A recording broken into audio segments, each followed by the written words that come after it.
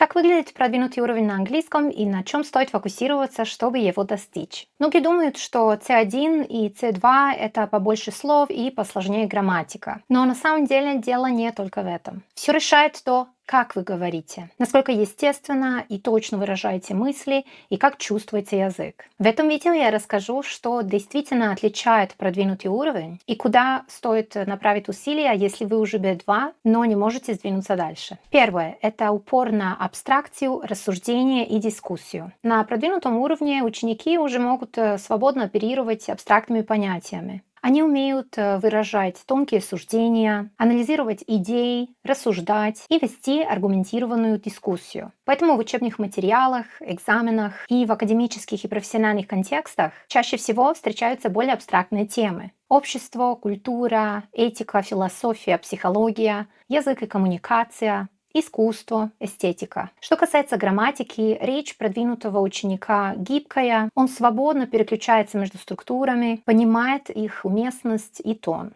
Он уже с легкостью использует большинство более сложных структур, такие как условные предложения всех типов, включая смешанные mixed conditionals, инверсии, косвенную речь, модальные глаголы во всех их функциях, герундии, инфинитивы, а также хорошо чувствуют тонкие оттенки времен. На лексическом плане видно, как важно не только понимать лексику, а еще улавливать тонкости и нюансы между словами с схожим значением. Например, say, claim, state, assert, insist, argue, suggest, а также понимать, где и какое из них уместно использовать. Также присутствует почти безошибочное использование словосочетаний. На продвинутом уровне также важно хорошо владеть идиомами, фразеологизмами и фразовыми глаголами. Но к идиомам и фразеологизмам лучше подходить с осторожностью. Иногда вижу, что ученики стараются звучать умно и продвинуто и начинают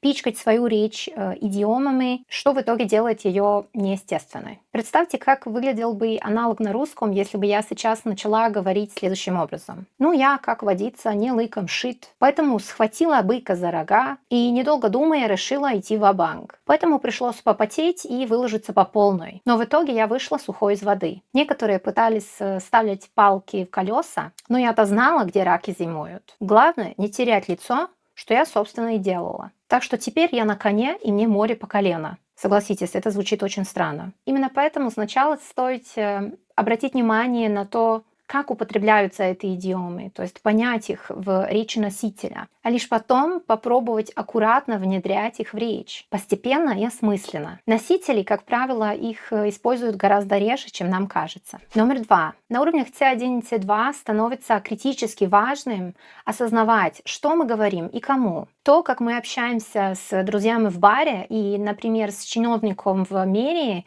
это абсолютно разный тип языка. Надо уметь видеть разницу между формальным и разговорным стилем и тренировать навык переключения между ними. Формальный стиль в английском выглядит примерно так. It is widely believed that. The findings indicate that. Пока разговорный стиль звучит более похоже на you know what I mean, sort of. It's like. Часто это различие очень хорошо видно в связующих словах. Сравните. Moreover, this approach is supported in recent studies. И also, I think it could work pretty well. Или, например, however, the data does not support this conclusion. И I like the idea, but it's kind of risky. Разговорный стиль в английском, как правило, отличается более короткими предложениями, в то время как в русском характерны длинные предложения, даже в разговорном стиле. Наверное, как общую тенденцию у русскоязычных я вижу то, что люди говорят чаще более официально, так как в запасе отсутствует разговорная лексика и понимание фразовых глаголов и того, как более натурально структурировать предложения. Я предполагаю, что это происходит, потому что большинство русскоязычных склонны изучать язык через учебники и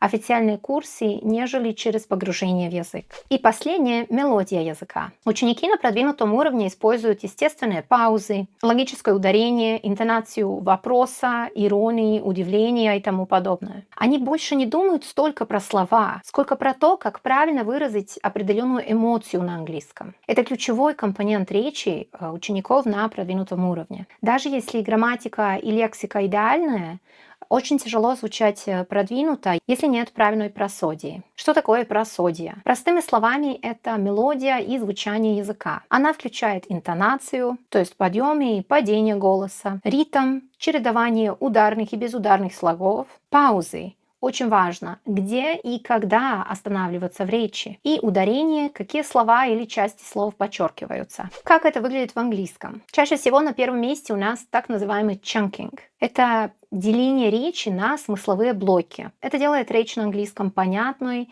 и плавной. Например, I think we should talk to him before making a decision. I think we should talk to him before making a decision. То есть как будто в одном предложении у нас появляются 3 отдельных кусочков.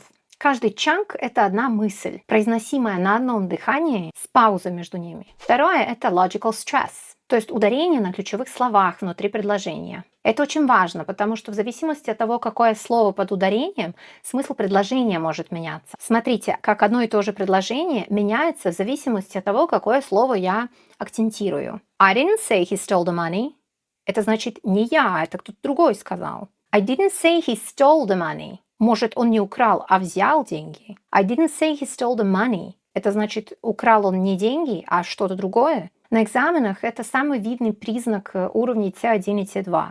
В речи это добавляет гибкости и выразительности. Так как я не носитель, я вас приглашаю обратить больше внимания на то, как носители используют именно вот ударение в разных словах, то есть как они расставляют акценты внутри предложения. Это очень важно. Третье — это интонация эмоций. Продвинутые ученики уже на интуитивном уровне правильно подбирают интонации для вопросов, сомнения, удивления, иронии, для того, чтобы выразить уверенность и тому подобное. Вот смотрите, как в одном и том же предложении меняется эмоция в зависимости от интонации.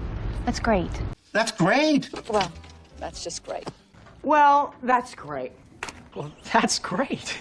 И последнее — это connected speech. Это сокращение и слияние слов в беглой речи. Они уже с легкостью произносят такие вещи, как I'm gonna go, I wanna do that, let me help you, coulda, woulda, shoulda, might have, could have, what do you think about it и тому подобное. Естественно, у них нет проблем с пониманием такой же речи у носителей. Не знаю, стоит ли еще раз напоминать, что именно последний пункт, касающийся просодии, тренируется именно через shadowing. Такое ощущение, что уже превращаюсь в мемчик на собственном канале. И в конце не забывайте про родной язык. Вы не сможете достичь высокого уровня на иностранном языке, если родной язык остается на уровне школьных сочинений. Если вы хотите чувствовать сложные конструкции и абстрактную лексику на английском, дайте себе такую же пищу на русском языке. Читайте сложные, теоретические, философские тексты. Следите за структурой и речевыми оборотами. Честно посмотрите, где вы сейчас в русском находитесь. Насколько хорошо пишете, насколько гибко и точно выражаете свои мысли. Это база, и чем крепче она, тем проще строить надстройку на любом иностранном языке.